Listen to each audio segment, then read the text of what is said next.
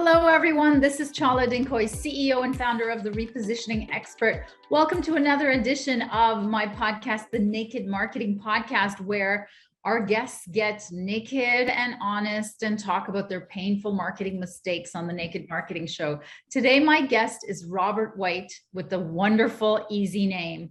Hello, Robert. Good morning, Chala. It is good to have you. So tell us what you do and who you help. I mentor executives, people that are entrepreneurs, second, third stage entrepreneurs, or executives in fast growth companies. That came out of a lifetime of experience running my own companies, and which is kind of why we're on today. So I'm one of those mentors that have been there and done that. That's really great. So did you start in the corporate world, or were you a born entrepreneur? From the age of 12 or something like that, I've always had my own business. I did spend 4 years running somebody else's training company, so they paid me to get educated in my business, which was wonderful. But with the exception of those 4 years, I've always been entrepreneurial in training, in publishing, and sales in general. That's unbelievable. So how many companies did you actually own? Well, it's a lot, but I've had 3 major companies, 2 that graduated over 1,300,000 people from these high impact experiential learning programs. My publishing company published 9 books about the national parks and won a bunch of awards. So those are the 3 major ones. The highlights. So are you one of these people who's never going to retire? That's true. I tried at 46. I moved to Aspen. I built a big house. I bought a jet. All of that stuff. Skied 80 days a year. I flunked retirement, Chala. So what happened? Well, part of it is what we're going to talk about today. I lost touch with my own company. I made some major mistakes from a distance, but still major mistakes. And, ended up losing $30 million and the house and the jet. So I'm an expert on building a company that was highly successful, and I'm an expert on blowing it up. Well, you're probably the perfect guest for this show. This is all about mistakes, right? You're like the Hall of Fame of mistakes.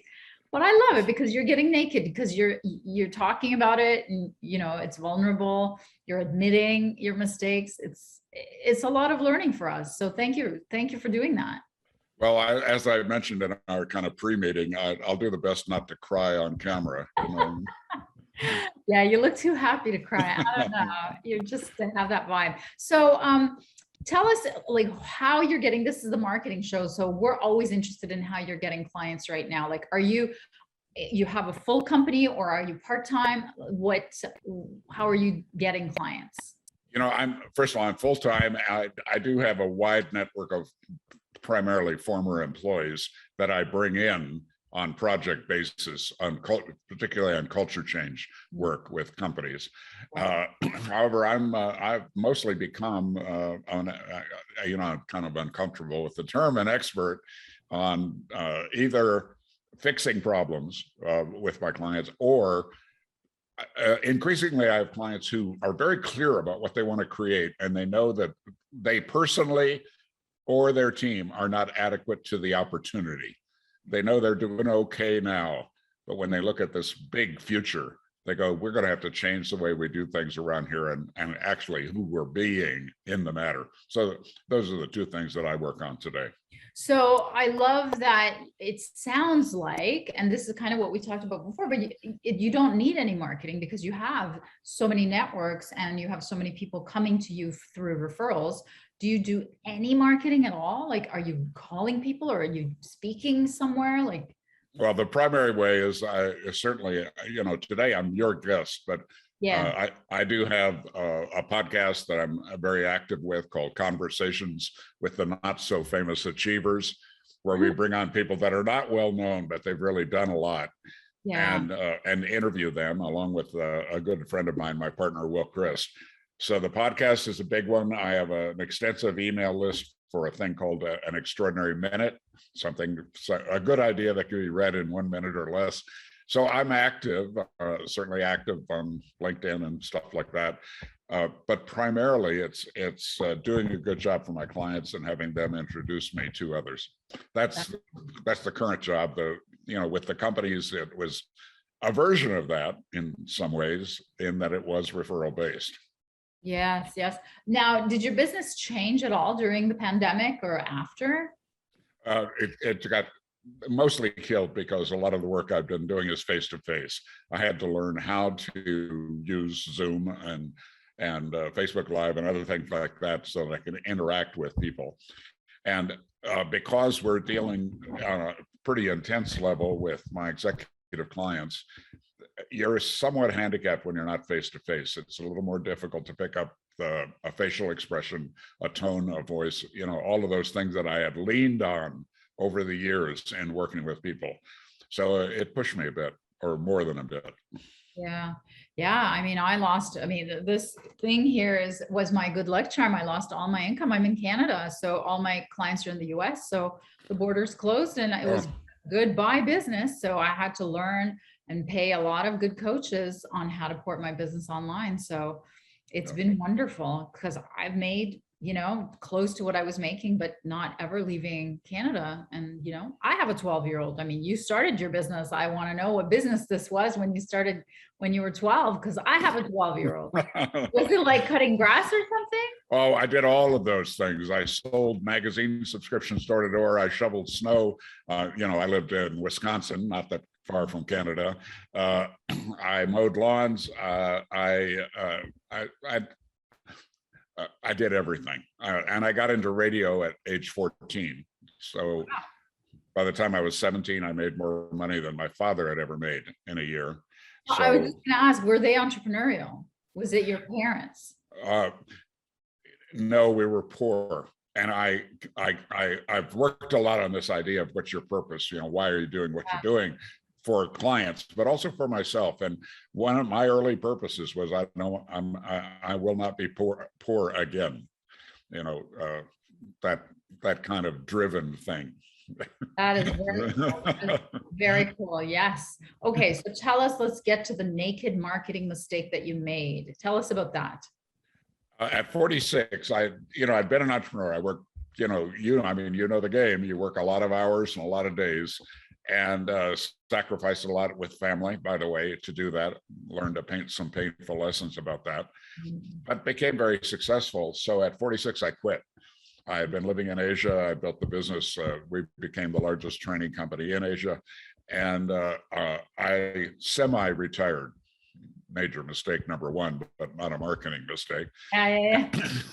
I moved to Aspen, Colorado. I built a 15,000 square foot house. I bought a jet.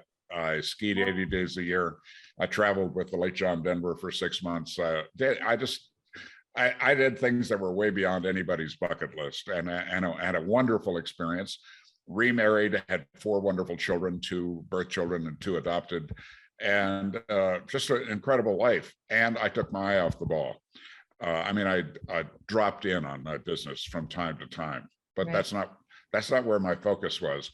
And I actually hired a client, a guy who had run a major division of AT&T, to run my company. He was also a graduate. He loved our product. He's a smart guy. He's a wonderful guy. And he threw a big meeting about 90 days into his term with me and invited me, of course. I'm the owner. And so I came down from my lair in Aspen. First time I put on a suit in, a year. And I went to the big meeting, and at the big meeting, for the first time in the history of my company, they set a financial goal. I never had a financial goal. I mean, I certainly had the goal to have the cash flow necessary to fund the business and make it work. And we were highly profitable, which allowed me to play around in Aspen. But we never set a financial goal. We had a goal about putting more butts in seats, putting people into these high impact experiences that change their lives for the better. So our focus was on serving them. And it was a 100% referral business. No advertising, no salespeople, no conventional marketing. All of our marketing was through our graduates. And that's how you get to 1,300,000 people, one by one by one. Corporate people would go through the training and like it, and then 50 people or or 100 people. So not quite one by one sometimes. Yeah. And I sat in that room, and it was so exciting. Everybody was excited about setting this new goal. And I bought into it. I signed up for it. I supported it.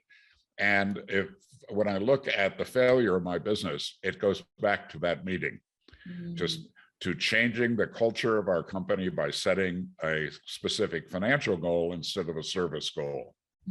So that was my major mistake. Wow. So, I mean, it sounds as if it transcends marketing, that mistake.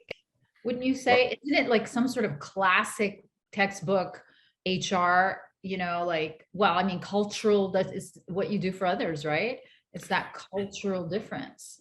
Yes. And when, people, what I've noticed in working with my clients is your customers, whatever you're selling in your business, they know your culture. They know it indirectly. Sometimes they only sense it or feel it, but they know your culture. They know if you're taking care of your people. They know if you're doing good work in the world. They know if you're really paying attention to quality. They know if customer service people are not taking those phone calls correctly. And it's death by 1,000 cuts when you don't pay attention to culture. Yeah. Many people have been credited with that statement that culture eats strategy for breakfast. Peter Drucker used it. Yeah. But it's true. Your culture telegraphs to everybody in your world. Yeah, it's so amazing. Yeah, in fact, I just changed our title, which, for the podcast, I changed it from changed referral-based marketing message to strategy, changed referral-based marketing strategy, and lost the business. Yeah, well, so why don't you tell us what happened? Well, what happens is, first of all, you take those, looking really close to me, the people that are running my company and people that are working in it, it took away their kind of public service foundation for what they were doing. To I'm just a cog in this machine being driven by these money people at the top. So instead of it being a cause, it became a job. Right. Now, this is all after the fact. This is describing something that happened after the pain of losing the entire company. But our results just started spiraling down the moment that we changed our culture. Wow. In a non-positive way. And so then you start losing good people. And in our business, all of our assets walked out the door every night at 5 o'clock. We're that classic kind of business. It's not on real estate or machines. It's people. And it's attracting the best and the brightest. And, training a trainer in our field is a 1 to 2 year process where you're paying somebody full time to do no work, no productive work. So when you lose somebody that's a really skilled trainer because the values don't match anymore, that's how they interpreted it. But I didn't get that. I remember I'm back in Aspen skiing, right, and raising kids. But so it's that death by 1,000 cuts. Yeah. Wow. Little cuts. And then one day, a key person walks out the door and takes 3 or 4 people with it. And another guy walks out the door and takes our corporate clients. And one of the things I learned is that, like, our major client was Chase Manhattan, and we did some great work for them. Over 14,000 graduates at Chase, and changed the culture of that company. They loved us. Well, when this guy left, he took Chase with him as a client. And then you end up in court, and then you find out major corporations do not like to be deposed. They don't like to sit in front of an attorney and have to ask about these 2 consulting companies that aren't getting along. So a lot of things like that happened, dragged me back into the business, caused me to put a lot of money back into the business in an attempt to save it. But I ended up firing 240 people. I closed 15 offices. I was, in addition to losing the money, I lost a lot of reputation as a result of that. But on the other hand, what I learned from that experience is what I sell today. You make lemonade out of lemons. Well, you could say I had no choice, but I did choose to do that. But my learning is it's all about focus, alignment, and commitment for any business. and particularly in the market. How are you communicating to your market? Well, it better be focused. You better be up to something. It better be aligned to your core values, which we were out of alignment. And then finally, that pay attention to the commitment of your people, beginning at the top, beginning with me. I wasn't committed. I was committed to my family. I was committed to having fun. I joked around, Chala, that in Aspen, Colorado, in the off season, you run into people on the street, you just chat. The classic is the two pickup trucks that meet on the street and stop and talk, talk window to window. And but there's only 3 conversations in Aspen. Sport, how fast can you hike the Ute Trail? How many days did you ski last year? Are you going to run the marathon? That's one conversation. Second one is charity. I gave some money to your thing last year. Will you support mine? And finally, travel. I'm going to Tuscany to take a cooking class. Would you like to join me? Nobody talks business. Wow. So I got into that conversation, which did not serve. It was fun. And wow. I don't regret it, but it cost me a lot of money. These are such amazing lessons. Thank you for sharing them. How could people reach you, Robert? It's my website's extraordinarypeople.com, and it's email is robert@extraordinarypeople.com, or reach out on LinkedIn. I'm findable. I have a great book about our work that many people have enjoyed, and it's now a bestseller. So that's Living an Extraordinary Life. It's on Amazon and all those places. So reach out, connect. I also offer a weekly e-zine called An Extraordinary Minute, an idea that can be digested in a minute or less once a week. Several thousand people are on that list and find it valuable. And you go to extraordinarypeople.com, you can sign up for it. It's free, and it's a way for us to connect.